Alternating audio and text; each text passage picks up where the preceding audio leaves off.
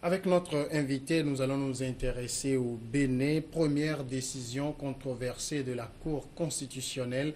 Il faut dire la Cour version Joseph Djogbenou. La première décision justement de cette Cour a été de revenir sur une décision prise par la Cour constitutionnelle sortante. Cette décision qui concernait l'interdiction du droit de grève pour les magistrats, les agents de la santé et les policiers. La Cour avait estimé qu'on ne pouvait pas interdire la grève, on ne peut que l'encadrer. Eh bien, se basant sur le recours d'un citoyen, la Cour constitutionnelle béninoise version Joseph Djogbenou a simplement confirmé qu'il fallait interdire le droit de grève à ces trois corps. Nous en parlons avec Amlicius Ferdinand. Bonsoir. Bonsoir mon cher ami, bonsoir les amis téléspectateurs. Vous êtes juriste et j'allais dire quasiment notre consultant sur les questions du Bénin. D'abord, que vous semble cette décision-là? Je crois avoir déjà parlé de ça ici en anticipant, en prédisant même que presque tout ce que l'autre Cour constitutionnelle présidée par le professeur Olo avait fait dans le sens de l'amélioration des conditions de vie et de travail des citoyens béninois sera balayé du revers de la main dès que Djogbenou, professeur agrégé, serait nommé, je dis bien nommé et non élu, serait nommé président de la Cour constitutionnelle au Bénin. Ceci étant, le fait me donne raison, c'est que je ne sois pas dans les secrets de Dieu. Vous l'avez rappelé si bien tout à l'heure que la Cour présidée par le professeur Olo avait dit plutôt, avait souhaité l'encadrement des mouvements de grève de ces trois corps-là. Ce qui n'avait pas été du goût du pouvoir. Le professeur Djogbenou étant ministre de la Justice, garde des Sceaux, dans le temps, il a monté au créneau pour dire que ce n'est pas possible. Donc moi, je le voyais déjà venir parce que lorsqu'il sera à la Cour et président de la Cour constitutionnelle, il remettra tout ça en cause, ce qui n'est pas quand même bon. Parce que, d'abord, les décisions de la Cour ne peuvent pas être contestées. C'est sans recours. C'est inattaquable. Pour ce que je sais, pour la loi fondamentale du Bénin, elle a été rédigée, les textes ont été faits sur du droit, se sont basés sur du droit, sur l'esprit du droit et l'histoire du Bénin. C'est dans ces trois contextes-là que la Constitution béninoise a été rédigée. Maintenant, sortant carrément de ce schéma-là et suite au fait que peut-être deux individus auraient envoyé deux recours, comme quoi est-ce que ce qui avait été dit, on devrait leur opposer une fait de non-recevoir, puisque la chose a été déjà jugée. D'où on dit l'autorité de la chose jugée. On ne la remet plus en cause. Et je ne comprends pas pourquoi notre excellent professeur Djogbenou a pu le faire. Vous vous rappelez, la dernière fois quand j'étais passé, on parlait des membres qui seront installés et tout. Je vous donnais déjà les prémices. Je vous avançais un peu ce qui allait se passer. Là maintenant, il ne parle plus du droit cru, mais il parle de la politique. C'est pour servir un homme. Il a voulu faire des réformes dans le toilettage du fonctionnement de la Cour constitutionnelle version Djogbenou. On ne lui refuse pas. Là maintenant, il faut que lorsque vous envoyez une requête à la Cour, que votre requête, avant qu'elle ne soit recevable, que vous avez une boîte postale, ce n'est plus un courriel, alors que nous évoluons, beaucoup n'ont plus de boîte postale. Et ce qui fait le hic pour moi, c'est qu'il faut que le jour où le sujet sera débattu, que vous soyez là. La Cour constitutionnelle au Bénin aujourd'hui se transforme comme un parquet. Or, vous n'avez pas forcément besoin d'être là. Et il dit, vous pouvez même être assisté par un avocat ou des avocats. Comme si c'est vous qu'on allait juger. Exactement. Vous vous demandez la conformité par rapport à la Constitution d'un texte ou d'une décision prise. Maintenant, on exige qu'avant que ça ne soit débattu, que vous soyez là. Si vous n'êtes pas là, c'est qu'on classe le dossier. Vous voyez un peu que c'est pour intimider les requérants. Vous voyez un peu. Donc, par rapport à cette loi, en fait, c'était la deuxième fois que cette nouvelle cour revient sur des décisions, elle en a vraiment beaucoup fait. Et je vous dis aujourd'hui, les Béninois, c'est comme on dit en jargon ordinaire, ils les attendent au tournant. Ce n'est pas que ça. Ce n'est pas qu'ils soient revenus simplement sur le retrait de droit de grève. Il y a une autre loi qui est votée pour, soi-disant, améliorer les conditions de vie du Conseil de la magistrature. Ouais. Les magistrats professionnels ont dit que seul le président de la République, étant le président du Conseil de la magistrature, pouvait siéger. Or, la nouvelle loi dit clairement que celle qui a été rejetée par la Cour constitutionnelle du professeur Olo a rejeté la loi que l'Assemblée nationale avait votée en introduisant la présence du ministre de la Justice et, je crois, du ministre des Finances. Ce qui n'est pas normal. Ils viennent foutre quoi dedans? On peut être ministre de la Justice sans être un homme de droit. Ouais. Voilà. Alors, sur la décision qui concerne le droit de la grève, vous l'avez si bien rappelé, c'est le professeur Djogbeno qui, du temps où il était ministre de la Justice, avait introduit le projet de loi qui a été retorqué par la Cour. C'est une manière pour lui de prendre sa revanche. Exactement, c'est de prendre sa revanche. Et il a si bien fait. Il y a d'autres lois encore qui ont été votées et qu'il a fait épauler, chapeauter par des députés, je dirais, Godillot, de sa majorité, et qu'il a suivi de fond en comble, avant qu'il ne puisse quitter le ministère de la Justice et passer service, ce qui se faisait autour de combien? De 22 heures. Pour qu'il puisse aller à la cour le lendemain, mardi ou mercredi, prendre service. Il a insisté à ce que toutes ces lois-là soient votées pendant qu'il était encore ministre. Est-ce qu'il est si indispensable à la République? Moi, je ne crois pas. Parce que ce qu'il fait, c'est lui qui est fait introduire et il sait qu'il va l'attendre pour conformité ou non à la Constitution en tant que président de la Cour. Et là, je peux déjà vous dire que tout ce que l'Assemblée, par le biais des députés de la majorité présidentielle, va voter, passeront comme une lettre à la poste. Et là, on est désolé de le dire. Or, pour pouvoir réviser la Constitution, ce qui est en train d'être fait de façon parcellaire par cette députée de la majorité, la Constitution même a bien dit dans un article qu'elle peut être révisée. Il y a des mécanismes pour réviser la Constitution. Il n'y a pas un article qui puisse dire qu'on peut porter des amendements. Vous convenez avec moi qu'entre amender et réviser, il y a un grand fossé. Il y a vraiment un fossé. Là maintenant, ils sont en train d'introduire une loi pour saucissonner un peu ce qui était venu entre-temps, il y a un an, et qui était un projet de révision de la Constitution et qui a essuyé un nom retentissant. Là maintenant, ils sont en train de prendre article par article.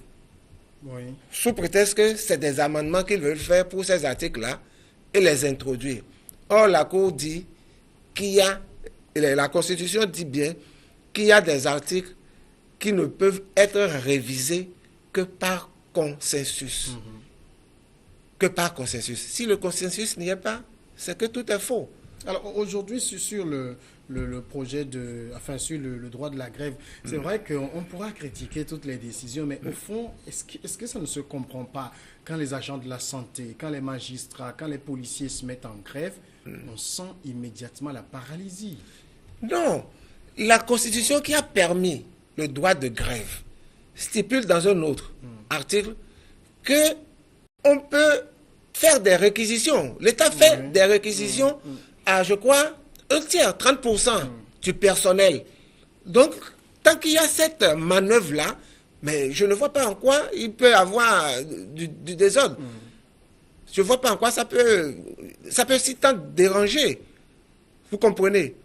Ce n'est pas une grève sèche. Sauf que chez les magistrats, la Constitution n'a pas prévu qu'on peut réquisitionner. Mais chez les policiers, chez les agents de santé, la réquisition est dans les tests. Et on réquisitionne toujours pour suivre un service minimum. D'abord, s'il faut dire, pourquoi les travailleurs vont-ils en grève? Partons de là. On peut inscrire dans la Constitution le droit de grève, certes, mais faire en sorte de les empêcher d'aller en grève. C'est-à-dire discuter, négocier à fond avec eux. Ils ne se décident pas du jour au lendemain pour aller en grève. C'est tout un processus. Tu restes bâclé qui oblige maintenant les travailleurs, comme ce n'est que ça qu'ils ont, pour dernière arme efficace, ils se lancent en grève. Ce n'est pas une fois la revendication envoyée à l'autorité et que le lendemain, juste, ils entrent en grève. Alors, ils suivent un processus. Pour vous, clairement, le professeur Joseph Djokbenou est en train de servir son maître? Exactement. Et je dirais mieux, il est en train de tuer le Bénin. Et les jours qui vont suivre, comme ils ont eu à le dire, que les décisions de la Cour constitutionnelle version Olo sont bonnes pour la poubelle, c'est ainsi qu'on dira aussi que les décisions de la Cour constitutionnelle version Djokbenou seront aussi bien pour la poubelle. Et c'est à cela qu'on va assister. Comprenez que juste quelques 30 minutes, le timing a été vraiment respecté, quoi. Et ça semble que... ça ressemble à un film hollywoodien. Le professeur Djokbenou a fini net de faire ce qu'il a eu à faire pour retourner en arrière, je vais dire, pour concéder le retrait du droit de grève. Aussitôt l'audience terminée, on voit déjà sur les réseaux sociaux le président de la République qui a, comment on l'appelle, qui a déjà... comment on dit, qui a validé. Oui, il a promulgué. Oui. Il a promulgué tout de suite. Après. Mais je vous dis, il a promulgué tout de suite après. Oh, dis donc, on arrive fatigué, quoi. On a compris que tout était décidé à l'avance. C'est une manœuvre. C'est une manœuvre. On n'avait jamais vu la télévision nationale couvrir l'événement, une séance de débat à la Cour constitutionnelle. On n'en avait jamais vu. On a seulement les décisions qui apparaissent et qu'on nous lit, tout simplement. Mais cette fois-ci, on a voulu prouver au chef que non, la mission que tu nous as confiée, on est en train de l'assumer et proprement, quoi. Alors, je vous avais quand même posé la question la dernière fois qu'on s'est retrouvés pour parler même de l'installation de cette cour. Ils sont 7. Joseph Djokbenou n'est pas seul. Oui. Les autres, ils font quoi? Ou en langage vulgaire, ils foutent quoi? Ce qu'ils foutent, c'est qu'ils sont au service de leur chef. Tous les 7? Qui les a fait nommer. Mais je vous dis, tous les 7. Je vous avais dit la dernière fois qu'il n'y a pas de constitutionnalistes parmi eux. Oui. Et on vient parler de la Constitution, vous comprenez, et qu'il n'y ait pas un seul constitutionnaliste parmi eux, cela pose déjà problème. Cela pose déjà problème d'autant plus qu'ils sont au service de quelqu'un qui les a, je dirais, recrutés. D'accord? Bon, maintenant, si on veut bien faire, on peut ne pas être un constitutionnaliste, mais quand même bien parler de la Constitution, en se dotant, en se documentant, en ayant avec soi des conseillers du domaine, pour, si tant est qu'on veut vraiment dire le droit constitutionnel. Mais ce qui n'est pas le cas. Comme il se dit un professeur agrégé, il surplante tout le monde. Et je vous dis, tout était déjà su depuis que la cour Olo allait cesser, allait finir son mandat. Vous voyez. Donc, ceci étant, on s'attendait, les Béninois s'attendent déjà à ce que sera cette cour présidée par Djokbenou. Comment est-ce qu'on peut déjà savoir 2 mois, 3 mois à l'avance que Djokbenou ira à la cour constitutionnelle? Et c'est vrai, il est allé à la cour. Et on suppute aussi qu'il sera président de la cour. Et il devient président de la cour constitutionnelle. Les Béninois sont devenus des dieux alors. Alors, vous avez dit également qu'il a fait adopter, avant d'aller prendre ses fonctions à la cour constitutionnelle, des projets par l'Assemblée nationale. Mais il y a quand même comme un flou parce que depuis que le président Talon est au pouvoir, il n'y a pas encore eu d'élection législative au Bénin. Oui. À quel moment s'est-il acquis cette majorité-là? Mais vous savez, le pouvoir de l'argent peut décider.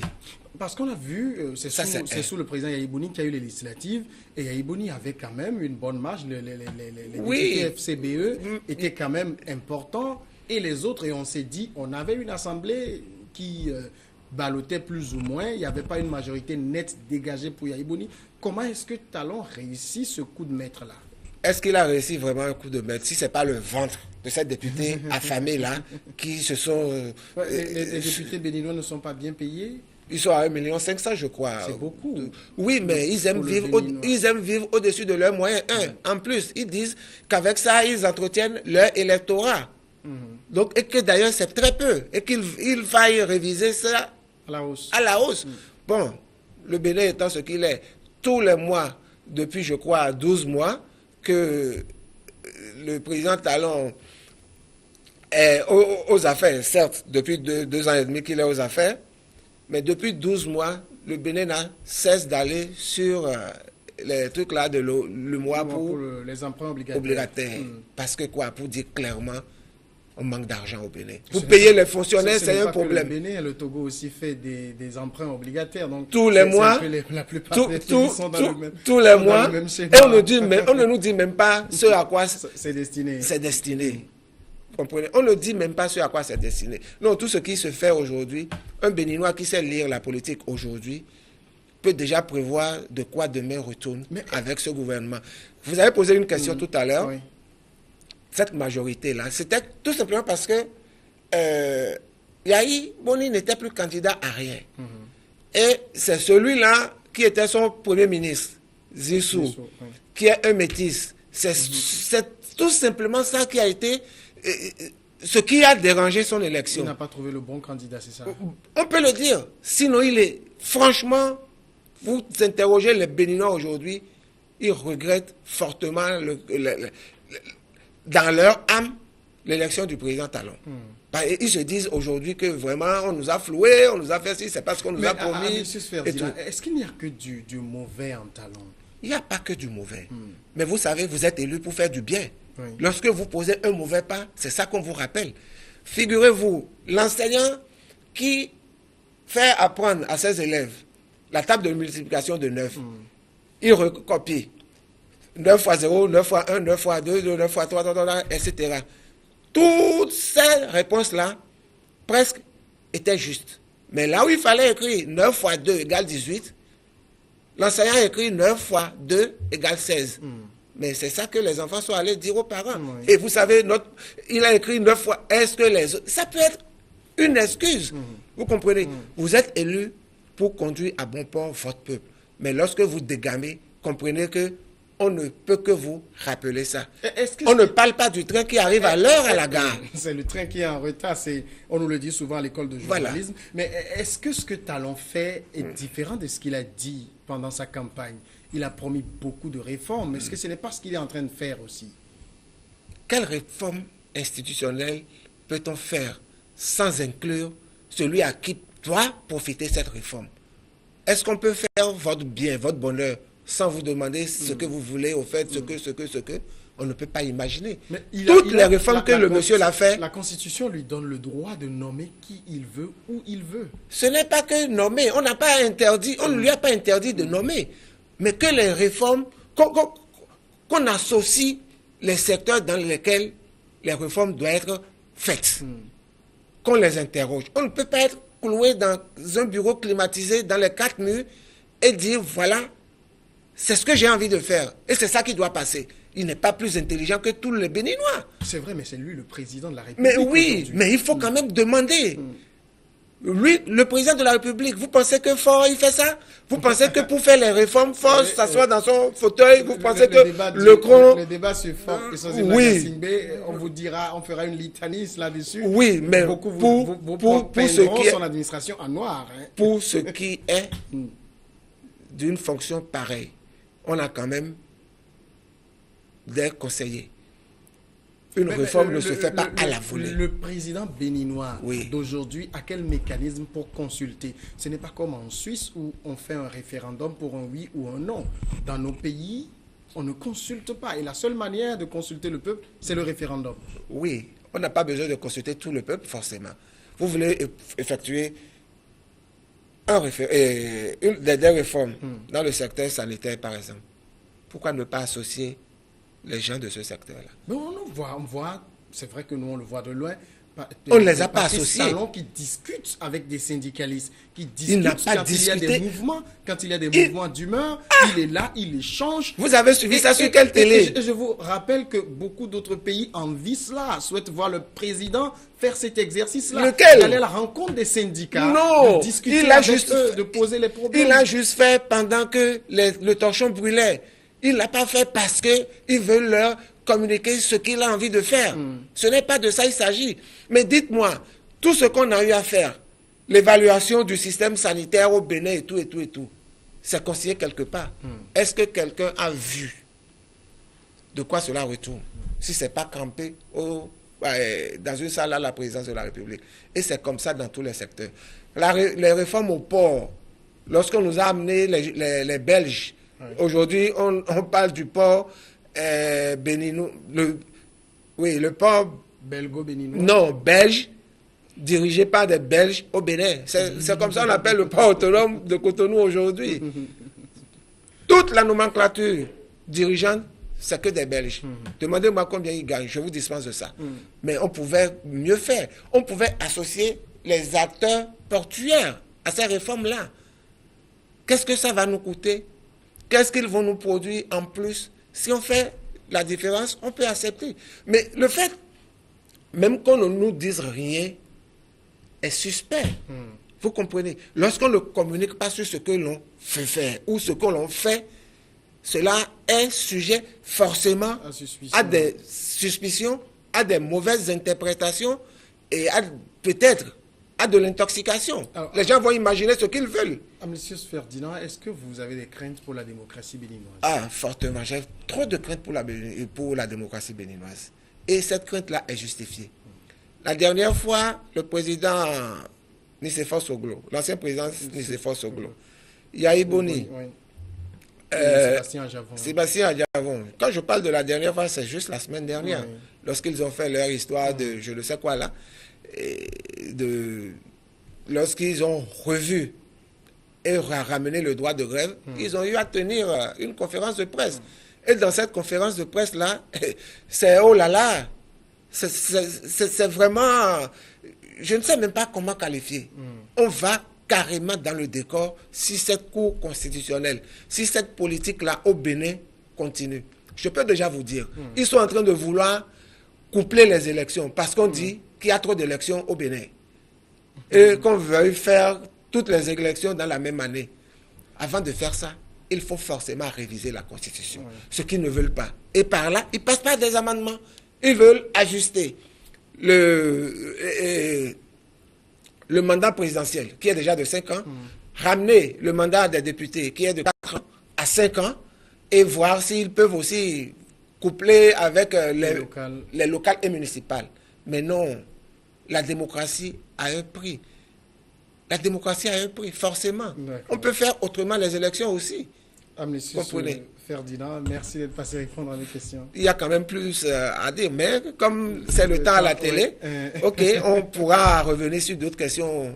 Éventuellement. Sous peu. Oui, merci à vous. Vous êtes juriste. Nous marquons maintenant la pause et après ce sera regard croisé.